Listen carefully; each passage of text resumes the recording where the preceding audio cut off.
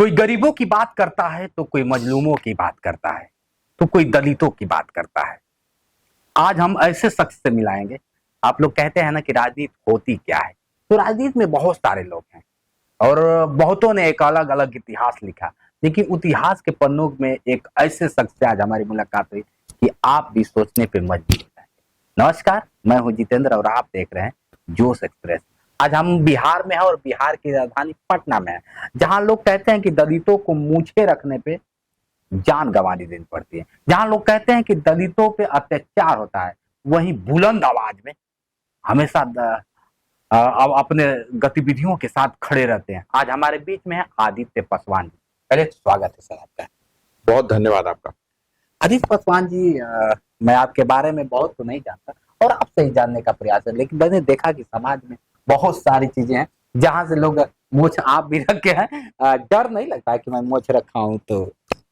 सबसे पहले तो आगे बढ़ने से पहले आपको मैं धन्यवाद देना चाहूंगा कि पूरे देश में घूम घूम कर जो आप ये महत्वपूर्ण मुद्दों को जो उठाते हैं, बोलते हैं, लोगों के सामने लाते हैं, और आपके ऐसा व्यक्ति, आपको बहुत बहुत साधुवाद और बहुत बहुत धन्यवाद।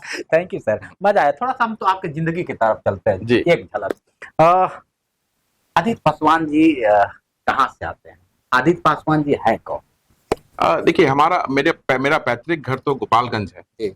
और लेकिन मेरी पढ़ाई यहाँ पटना से हुई है जी। उसके बाद दिल्ली में पढ़ाई किया हूँ मैं जी। कुछ दिनों तक विदेश में भी रहा मैं, वहां भी पढ़ाई की और उसके बाद मैं वापस बिहार आया और राजनीति में इसलिए हूँ ताकि जो उसका मुख्य जो आइडिया है राजनीति में आने का, क्योंकि आज जो सदियों से जो हमारा जो समाज है वो सिर्फ ऐसा नहीं है कि अनुसूचित जाति अनुसूचित जनजाति की बात में कर रहा हूँ, जो गरीब है, वंचित है, अनुसूचित जाति जनजाति सब लोग जो हैं जिन्हें जरूरत है, जिनकी आवाज बहुतरे लोग नहीं बन पाते हैं। राजनीति करते हैं लोग, राजनीति के तहत आवाज उठाते हैं, लेकिन एक जगह पे पहुंच जाने के बाद वो आवाज दब जाती है। बिल्कुल सर।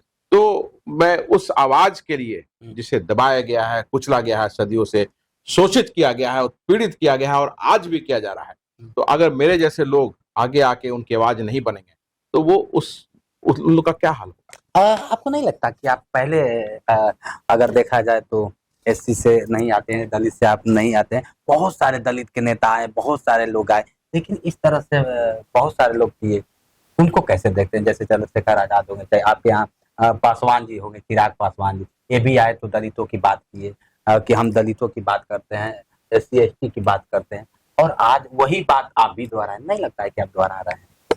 देखिए, अब चंद्रशेखर तो अभी सांसद बने हैं, अभी उन्होंने बहुत काम नहीं किया है, तो आने वाले दिनों में मालूम चल पाएगा कि वो कितना कर पाते हैं समाज के लिए। अब जहां तक चिराग पासवान की बात है या उनके पिताजी की बात है, तो काफी दिनों तक वो सत्ता में रहे और सत्ता के शीर्ष पे रहे। चिराग भी 2 साल से दो टर्म से MP हैं। वो फैमिली की जो लेगेसी है, पिता की लेगेसी है, उसको लेके आगे चल रहे हैं वो। अभी तक तो बहुत कुछ ऐसा उन्होंने दिखाया नहीं है कि अनुसूचित जाति जनजाति के लिए या अपना जो समाज आता है उसके लिए उन्होंने कोई बहुत जबरदस्त तरीके से आवाज उठाया है। अभी जैसे मसलन आप देख लीजिए, आरक्षण का मुद्दा था, सर्वोच्च न्यायालय ने जो वर्गीकरण का आदेश दिया आरक्षण पे, तो आदरणीय प्रधानमंत्री जी का वक्तव्य आया, चिराग का भी वक्तव्य आया, लेकिन इन लोगों का वक्तव्य आया क्रीमी लेयर पे, जो कि क्रीमी लेयर सर्वोच्च, मैं आपके माध्यम से दर्शकों से ये बताना चाहूंगा कि जो वक्तव्य आदरणीय प्रधानमंत्री जी का आया, चिराग पासवान का आया, वो वक्तव्य जो था वो क्रीमी लेयर पे था। वर्गीकरण पे एक भी वक्तव्य इन लोगों का नहीं आया। अच्छा, जबकि वर्गीकरण पे वक्तव्य आना चाहिए था। और चिराग पासवान जी का बार बार मीडिया में क्या दिक्कत था? मीडिया में बयान उनका आ रहा था, उन्होंने कहा कि ठीक तो है, जितना सरकार जो कर रही है बहुत अच्छा कर रही है, नहीं क्रीमी लेयर जिस तरह से कर, SC ST वाले झूठे, जैसे अभी आप आंदोलन को जिस तरह से आपने कहा, तो उसको लेकर आंदोलन तक हुआ। देखा जाए तो पटना भी हुआ, दिल्ली भी हुआ, लखनऊ, हर जगह आंदोलन। क्यों आंदोलन से कितना फर्क पड़ा? मैं कह रहा हूँ कि आंदोलन हुआ, हम लोगों ने भी लाठियां खाई हम लोगों ने भी लाठियां खाई, लेकिन ये जो मीडिया में आके बयान एक सांसद दे रहा है, वो मीडिया में नहीं, आपको एक शेड्यूल कास्ट सीट से, अनुसूचित जाति के सीट से आपको लोकसभा भेजा गया है और आपको लोकसभा रिप्रेजेंट आप कर रहे हैं एक अनुसूचित जाति की सीट को, आपको उसकी आवाज को लोकसभा में उठाना चाहिए। आप मीडिया में क्या बोल के किसको आप भ्रमित कर रहे हैं भाई? तो ये चीज नहीं होना चाहिए था। मतलब चिराग, आपके कहने के अनुसार अगर देखा जाए तो चिराग पासवान मतलब SC ST के लिए बात नहीं करता है, ऐसे मैंने ऐसा नहीं कहा, मैंने वो तरीका जो है ना वो डिफरेंट होना चाहिए, मतलब जहाँ बोलना चाहिए वहां नहीं बोलते। हाँ, लोकसभा, आखिर लोकसभा आपको क्यों भेजा गया है? गरीबों, दलितों, वंचितों की आवाज उठाने के लिए भेजा गया ना। आप लोकसभा में आवाज नहीं उठा रहे हैं और आप मीडिया में आके यहाँ पटना में बयान दे रहे हैं। और जो वर्गीकरण की बात थी, वो वर्गीकरण को अध्यादेश लाने के लिए सरकार पे दबाव बनाना चाहिए था।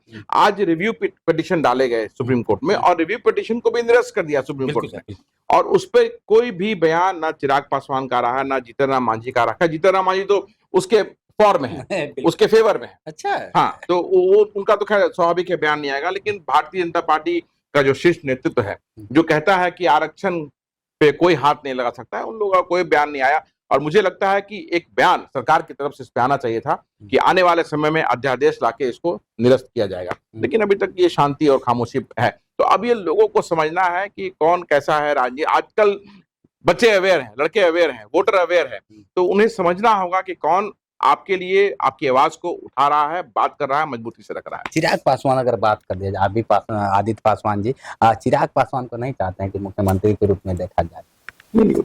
ये बात की बात है, ये सब नैरेटिव बनाने का प्रयास किया जाता है, इस पे कोई बात में दम नहीं है। अगर बात कर लिया, चलिए आप समाज में जुड़े हैं, समाज की गतिविधियों में जुड़े हैं, समाज में जाते हैं, आप भी मूछें रखते हैं, डर नहीं लगता कि मैं मूछ रखा हूँ, कहीं ऐसा ना हो कि मेरे साथ भी घटना कर? बिल्कुल, वो तो देखिए, अब जैसे अभी सिवान में भरत मांझी की हत्या कर दी गई। सिवान के दरौंदा में अभी मैं 3 दिन पहले गया था। उनकी हत्या सिर्फ इसलिए कर दी गई कि वो मूछों पे ताव देते थे। उनकी हत्या सिर्फ इसलिए कर दी गई, तो आप भी रखें तो अब तो बिहार की धरती पे अभी वो पैदा नहीं हुआ कि आदित्य पासवान को उसका मोछ नीचे कर दे और डरा दे। अच्छा, पीछे से पीठ पे वार कर दे वो अलग बात है, सामने से जो आएगा तो सामने से फिर देखेंगे।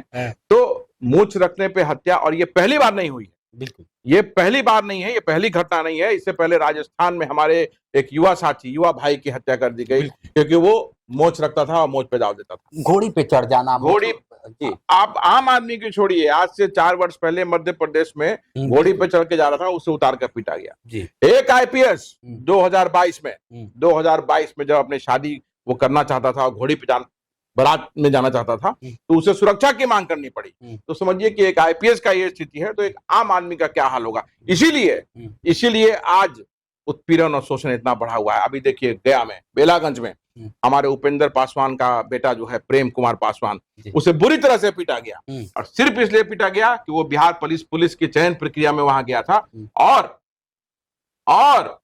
वो धावक था और तेज निकल गया आगे। तो वहां के दबंगों ने उसे मारा पीटा और कहा कि हरजन, तुमको नौकरी करने का अधिकार किसने दिया और तुम हम लोग के साथ कैसे दौड़ेगा। इतनी बुरी तरह से पीटा गया कि 3 दिन तक अस्पताल में था। अभी बोचहा में एक मजदूर को इतनी बुरी तरह से पीटा गया जब उसने अपनी मजदूरी मांगी और देह पे पेशाब कर दिया गया। तो आज हम किस जमाने में रह रहे हैं?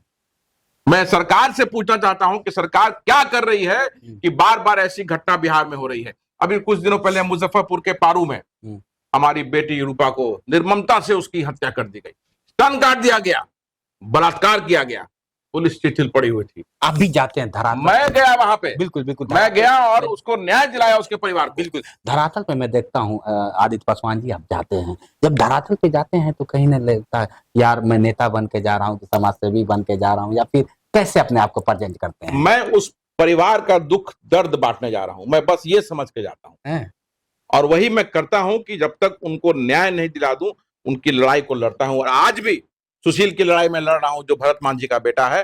रोज उससे बात होती है और मैं एसडीपीओ जो वहां के हैं उनसे भी रोज डायरेक्ट टच में हूं और लगातार अपडेट ले रहा हूं कि अपराधी की गिरफ्तारी कब तक होगी, और दबाव बनाया हुआ है वहां पे।